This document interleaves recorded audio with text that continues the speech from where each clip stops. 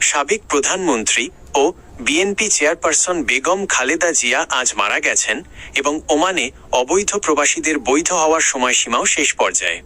নিচে বিষয় দুটির বিস্তারিত আপডেট দেওয়া হলো। বেগম খালেদা জিয়ার মৃত্যু। বিএনপি চেয়ারপারসন এবং বাংলাদেশের প্রথম নারী প্রধানমন্ত্রী বেগম খালেদা জিয়া আজ মঙ্গলবার ৩০ ডিসেম্বর ২০২৫ সকাল ৬টার দিকে রাজধানীর এভারকেয়ার হাসপাতালে চিকিৎসাধীন অবস্থায় ইন্তেকাল করেছেন। ইন্না লিল্লাহি ওয়া ইন্না ইলাইহি রাজিউন। তার বয়স হয়েছিল ৮০ বছর।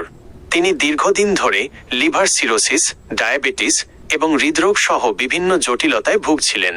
তার মৃত্যুতে দেশে ৩ দিনের রাষ্ট্রীয় শোক ঘোষণা করা হয়েছে এবং আগামীকাল সাধারণ ছুটি ঘোষণা করা হয়েছে। আগামীকাল জোহরের নামাজের পর জাতীয় সংসদ ভবনের দক্ষিণ প্লাজায় তার জানাজা অনুষ্ঠিত হওয়ার কথা রয়েছে। ২. ওমানে বৈধ হওয়ার শেষ সুযোগ।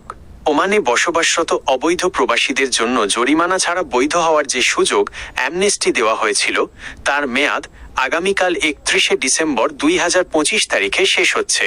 জরুরি করণীয়, যারা এখনও এই সুযোগ গ্রহণ করেননি তাদের হাতে মাত্র ১ দিন সময় আছে। আপনার পরিচিত কেউ এমন অবস্থায় থাকলে তাকে দ্রুত ওমানস্থ বাংলাদেশ দূতাবাস বা সংশ্লিষ্ট দপ্তরে যোগাযোগ করতে বলুন।